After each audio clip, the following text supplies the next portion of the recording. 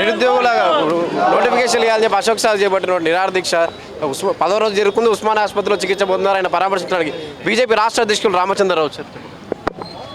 గత 14వ తారీఖు నుంచి అశోక్ అనే యువకుడు ఎవరైతే ఫ్రీ కోచింగ్ క్లాసెస్ గ్రూప్ 1కు గ్రూప్ 2 అటువంటి యొక్క ఎగ్జామినేషన్స్కు ఇస్తుంటారో వారందరూ కూడా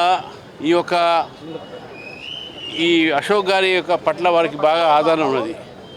మరి ప్రభుత్వము వాగ్దానం చేసిన తర్వాత కూడా ఎగ్జామ్స్ సరిగ్గా నిర్వహించట్లేదు. అదేవిధంగా ఉద్యోగాల ప్రకటన సరిగ్గా జరగట్లేదు.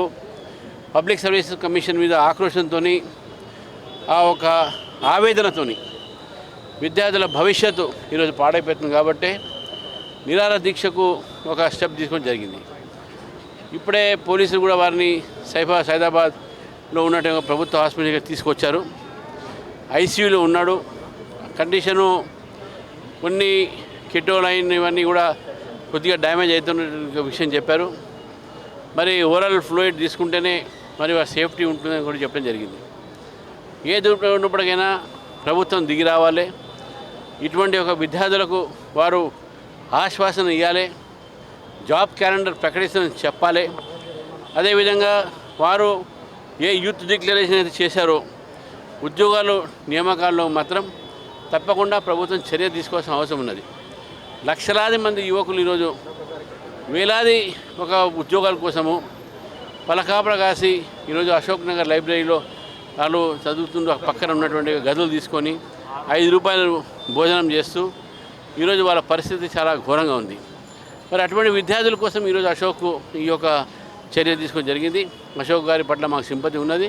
మరి వారు ఈరోజు వారి భార్యను కలిశాను, డాక్టర్స్ని కలిశాను. వారి పరిస్థితి కొద్ది రోజు క్షీణిస్తున్నది. మరి ప్రభుత్వం ఇప్పటికైనా ఏదైనా ఒక ప్రకటిస్తే అతను ఈ యొక్క ఉద్యమాన్ని ఈ యొక్క నిరాహార దీక్ష విరమించుకునే అవకాశాలు ఉన్నాయి. లేకుంటే నేను కంటిన్యూ చేస్తా అని మాత్రం ఆయన చెప్తున్నాడు. డాక్టర్స్ ఎంత బలవంతం చేసినా కూడా లేదు, ప్రభుత్వం దగ్గర నుంచి ఏదైనా స్టేట్మెంట్ వస్తేనే నేను విరమించుకుంటానని చెప్తా ఉన్నాడు. కాబట్టి ఈ విద్యార్థులకు, యువతకు, అదేవిధంగా ఇటువంటి యొక్క ఉద్యమకారులకు బీజేపీ సపోర్ట్ ఎప్పుడు ఉంటుందని చెప్పి తెలియజేస్తాను. 10 రోజులు కూడా ప్రభుత్వం నుంచి ఎవరు కూడా కనీసం పరామర్శ కూడా చేయలేదు. ఒక్కడ కూడా రాలేదు. తర్వాత వారు ఒక స్టేట్మెంట్ కనీసం మేము జాబ్ క్యాలెండర్ ప్రకటిస్తాము అది చేస్తాము కూడా ఇంతవరకు పెట్టలేదు. తర్వాత ఎప్పుడు మిగతా ఎగ్జామ్స్ కండక్ట్ చేస్తారు, ఎన్ని పోస్టులు ఖాళీ ఉన్నాయి, ఎన్ని ఉద్యోగాలు ఫిలప్ చేశారు గతంలో, దీని మీద కూడా ప్రభుత్వం వైట్ పేపర్ ఇవ్వాల్సిన అవసరం ఉంది.